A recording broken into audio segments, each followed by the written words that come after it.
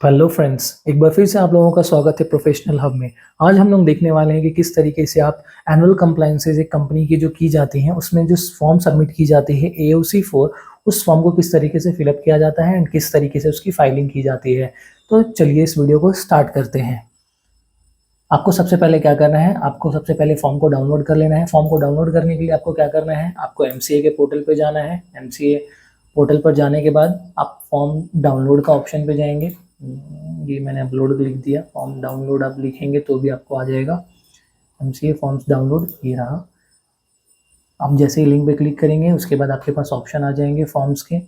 आप यहाँ पर आकर के क्या करेंगे, सबसे पहले तो आप फॉर्म को ढूंढ लेंगे। यहाँ से AOC 4 हमें दिख रही है यहाँ पे AOC 4, बट यहाँ पर आपको डिस्क्रिप्शन भी रीड आउट करना है कि यहाँ पर जो AOC 4 है वो कौन कौन से कंडीशंस के साथ आ रही हैं और आपके कंपनी के ऊपर में कौन सा AOC 4 जो है वो एप्लीकेबल होगा, तो वो आपको ध्यान रखना है। आपको मैं यहाँ पर दिखा दूँ कि पहला AOC 4 CFS जो दिख रहा है ये NBFCs के लिए है, तो ये एक नॉर्मल कंपनी के लिए नहीं है, ये NBFCs में जो डील करते हैं उनके लिए है। यहाँ पर form for filing XBRL document in respect of financial statement, तो अगर आप XBRL में अपलोड करने वाले हैं तो आप ये डाउनलोड कर सकते हैं। लेकिन अगर आप एक स्मॉल कंपनी है, OPC है, 1% कंपनी है, तो आप सॉरी, ये AOC 4 है। So form for filing financial statement and other documents with the register, आपको अगर सिंपल कुछ ज़्यादा कॉम्प्लिकेशंस नहीं चाहिए, XBRL में आपको अपलोड नहीं करना है, आप NBFC नहीं है, तो आपको ये नॉर्मल वाला फॉर्म सब डाउनलोड कर लेना है। अब अगेन यहाँ पर दो ऑप्शंस आते हैं, एक आपको इंस्ट्रक्शन किट के साथ आता है, दूसरा सिंपल आपको एक फॉर्म आता है। हम लोग सिंपली वो फॉर्म को डाउनलोड कर लेंगे विदाउट इंस्ट्रक्शन वाले को। हमने इसे डाउनलोड कर लिया है। हमें सबसे पहले अब इसे क्या करना है, अनजिप करना पड़ेगा, क्योंकि ये जिप में आता है, कंप्रेस्ड रहता है, हमें इसे अनजिप करना पड़ेगा। तो इसे एक्सट्रैक्ट कर लेते हैं। एक्सट्रैक्ट हो गई, हम लोग इसे स्टार्ट करते हैं।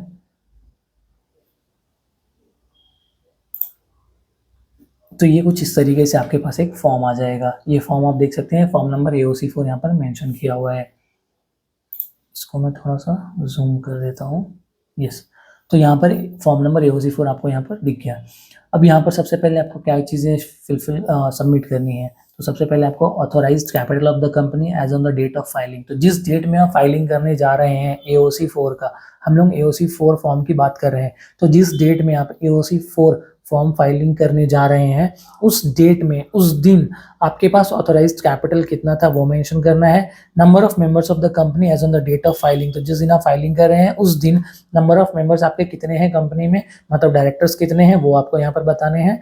उसके बाद आपको कंपनी का सिन नंबर यहाँ मेंशन करना है। सिन नंबर मेंशन करते ही आपको प्रीफिल बटन पे क्लिक करना है। सो जैसे ही प्रीफिल बटन पे क्लिक करेंगे आपका नेम ऑफ द कंपनी आ जाएगा, आपका एड्रेस ऑफ द कंपनी आ जाएगा, email ID of the company आ जाएगा। इसके बाद कौन से फाइनेंशियल ईयर के लिए आप ये AOC 4 सबमिट करने जा रहे हैं, तो वो डेट आपको यहाँ पर मेंशन करना है। वो डेट आप यहाँ पर क्या करेंगे, मेंशन कर देंगे।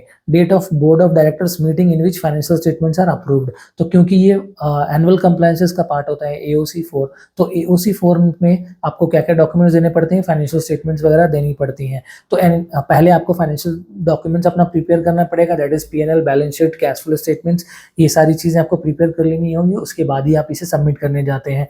तो MCA क्या आपसे पूछ रही है, MCA कह रही है कि कौन से डेट पे आपका बोर्ड मीटिंग्स हुआ था, जिस दिन फाइनेंशियल स्टेटमेंट आपका अप्रूव्ड हुआ था, वो डेट आपको मेंशन करना है। नेचर ऑफ फाइनेंशियल स्टेटमेंट्स वो आपको मेंशन करनी है।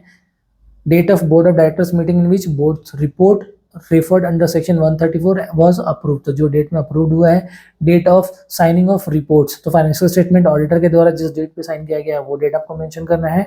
AGM किया गया था या नहीं किया गया था वो आपको यहाँ पर येस नो या फिर एप्लीकेबल है नहीं एप्लीकेबल है वो यहाँ पर आपको बताना है। अगर आपने करा है तो आपको यहाँ पर डेट मेंशन करना पड़ेगा एंड उसका ड्यू डेट क्या था वो भी आपको मेंशन करना पड़ेगा। वो इसलिए आपको बताना पड़ता है for the simple reason so that government जो है वो आपका लेट फाइन कैलकुलेट कर सके। लेट सपोज अगर 30 सितंबर is the last date for AOC 4, अगर आपने AGM के लिए 30 सितंबर इज द लास्ट डेट, तो आपने AGM करा है अक्टूबर में आफ्टर सितंबर, तो डेफिनेटली आपको लेट फाइन बेयर करना पड़ेगा। दैट्स द रीजन आपसे यहाँ पर ड्यू डेट पूछा जाता है। अगर आपने किसी भी तरीके का AGM ग्रांट मतलब एक्सटेंशन वगैरह ले रखा है AGM का, तो आप यहाँ पर येस करके उसका SRN नंबर मेंशन कर देंगे कि कौन से डेट पे आपको मिला है। If yes, due date of AGM after grant of extension, तो जो भी ड्यू डेट आपका अगर आपको ग्रांट किया गया है तो आपको AGM का एक्सटेंडेड डेट क्या है वो आपको यहाँ पर मेंशन कर देना है। आपको मेक श्योर करना है कि ये सारी डिटेल्स फिल्ड अप होनी चाहिए।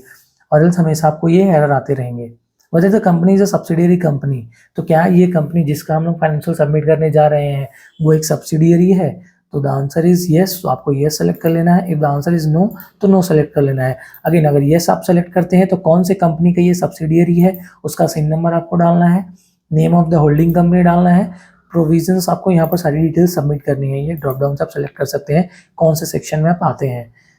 अगर आपका नहीं है, आप एक सब्सिडियरी कंपनी नहीं है, आपका एक कंपनी जो है वो सब्सिडियरी नहीं है, तो आप सिंपली नो सेलेक्ट करके प्रोसीड कर सकते हैं। इसके बाद आते हैं point number 9A, whether the company has a subsidiary company as defined under clause 87 of section 2। Again अगर आपका सब्सिडियरी नहीं है, नो करके आप प्रोसीड कर सकते हैं। नंबर ऑफ ऑडिटर्स, तो आप कितने ऑडिटर्स को अपॉइंट कर रहे हैं अपनी कंपनी में? अगर एक कर रहे हैं तो सिंपली आपको 1 सेलेक्ट करना है, मल्टीपल्स कर रहे हैं तो मल्टीपल्स, मतलब फॉर्म कर रहे हैं तो फॉर्म का डिटेल्स यहाँ पर देना है। इनकम टैक्स ऑफ ऑडिटर और ऑडिटर्स फॉर्म, तो यहाँ पर हमें क्या कर लेना है, सेलेक्ट कर लेना है, नंबर ऑफ काउंट्स डाल देने हैं, 1 है तो 1। उसके बाद आपको यहाँ पर उनका पैन नंबर डाल देना है। इंडिविजुअल है तो इंडिविजुअल सेलेक्ट कर लीजिए, अगर आपका ऑडिटर फॉर्म है तो ऑडिटर फॉर्म डाल दीजिए। तो यहाँ पे बोला जा रहा है कि रजिस्ट्रेशन नंबर हमने नहीं डाला है, जिसकी वजह से वो हमें ये एरर दिखा रहा है। तो इस तरीके से आपको क्या करना है, ये डिटेल सबमिट करते जाना है। यहाँ ऑडिटर फॉर्म का रजिस्ट्रेशन नंबर डाल देना है या फिर उस इंडिविजुअल का रजिस्ट्रेशन नंबर डाल देना है, मेंबरशिप नंबर मतलब डाल देना है। फिर एडीटी 1, हमें यहाँ पर एडीटी 1 नंबर भी डालना है, एडीटी 1 का एसआरएन नंबर डालना है।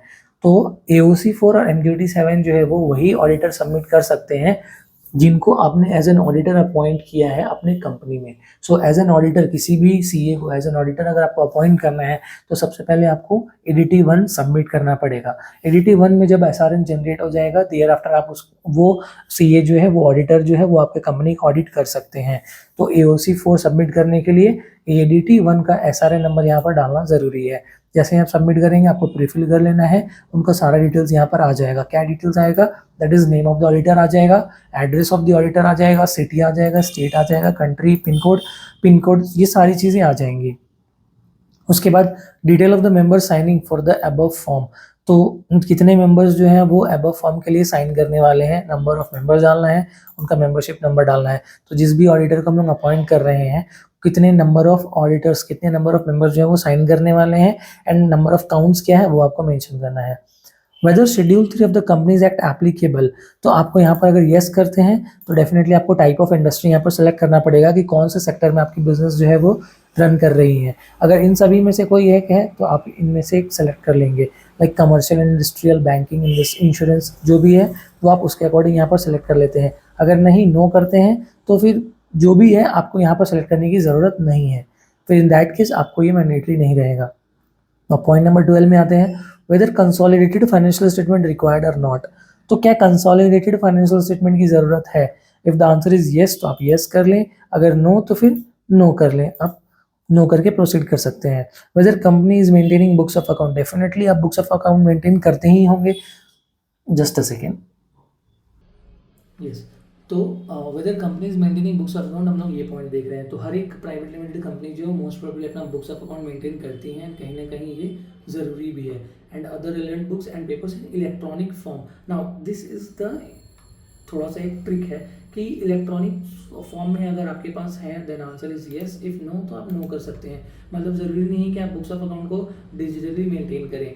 अगर आप बुक्स ऑफ अकाउंट मेंटेन कर रहे हैं is the important part, whether you are maintaining in the e format या फिर आप फिजिकल मेंटेन कर रहे हैं, फिजिकली मेंटेन कर रहे हैं मतलब खाता बही लेकर के, दैट्स द डिफरेंट थिंग। तो वो आप उस तरीके से मेंशन वहाँ पर सेलेक्ट कर सकते हैं ना।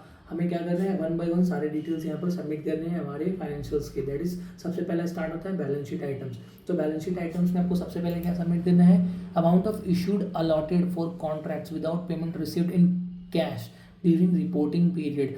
तो जो भी आपने इशू करा है अपने शेयर्स का, जो भी इशू आपने किया है तो वो आपको यहाँ पर मेंशन कर देना है।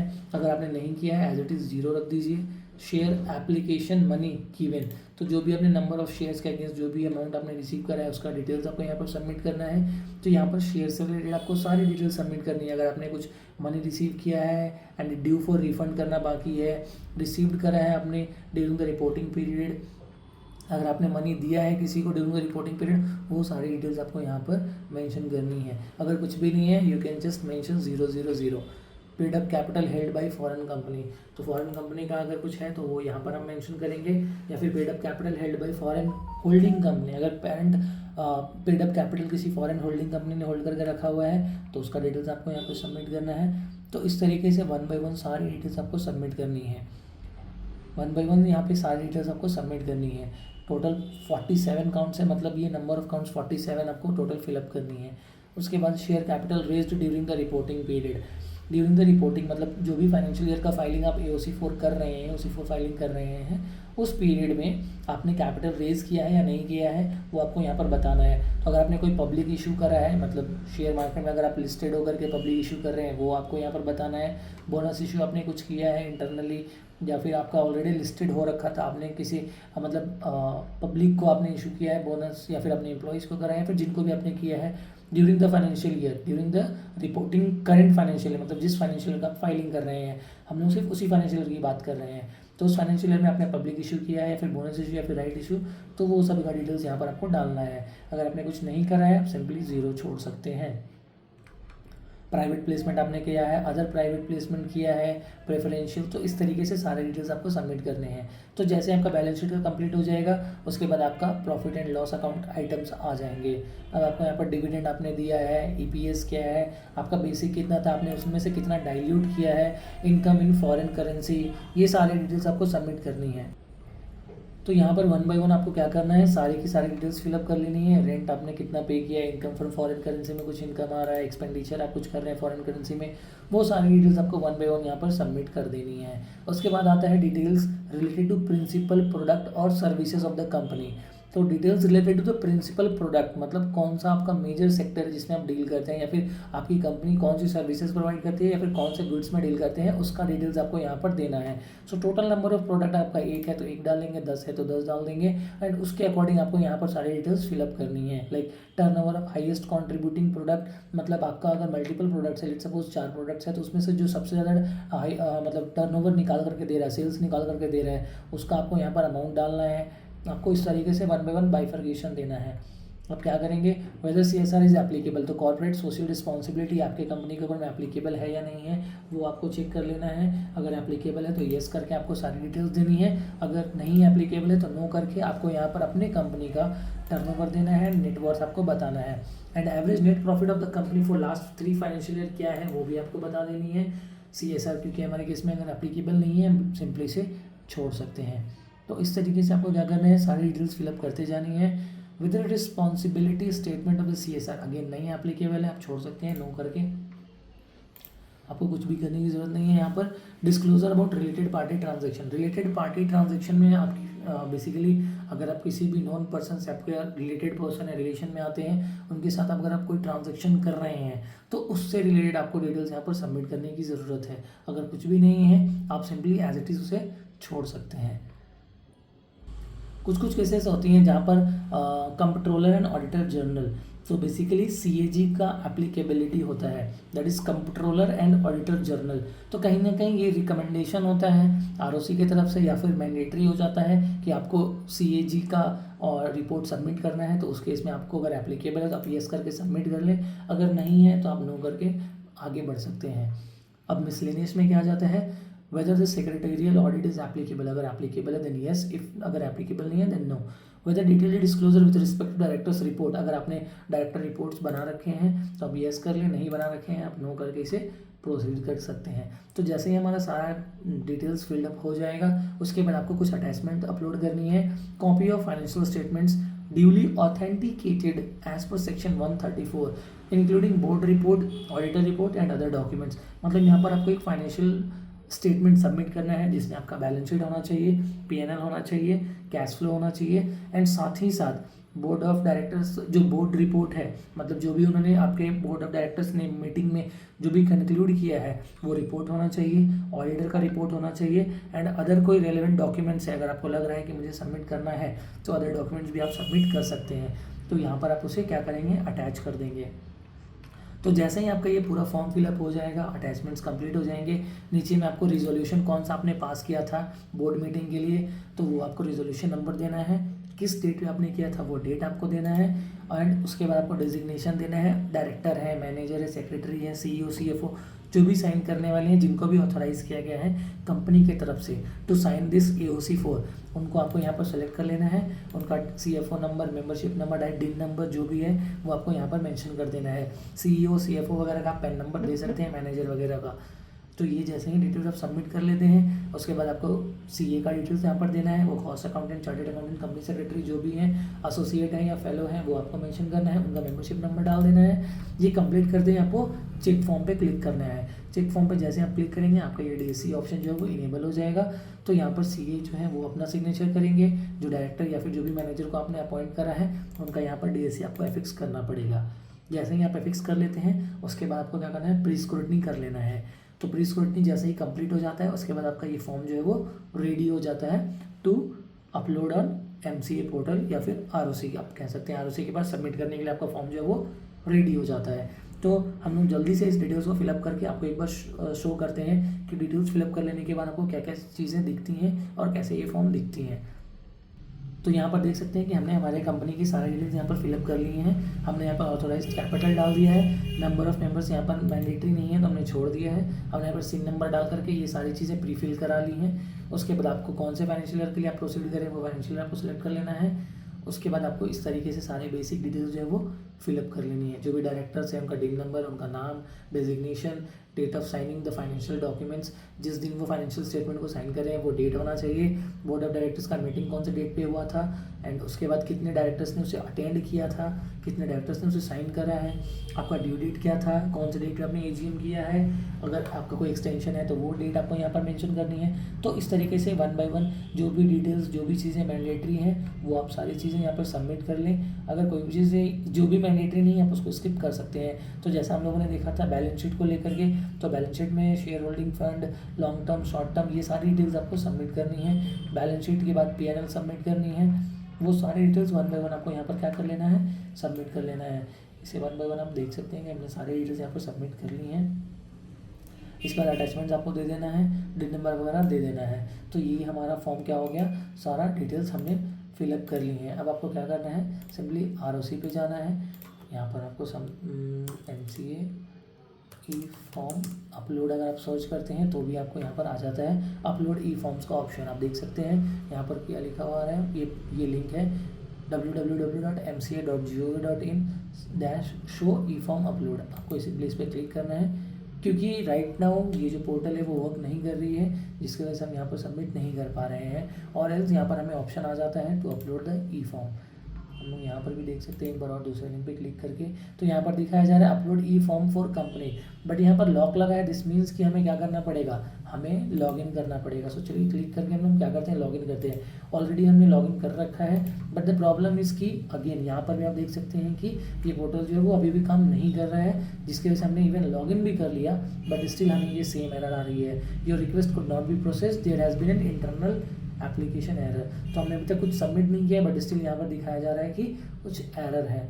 तो ये बेसिकली जब पोर्टल में इश्यूज होते हैं तब इस तरीके का एरर्स आपको शो होती हैं, और सिंपली आपके पास ऑप्शन आ जाता है टू अपलोड दी फॉर्म।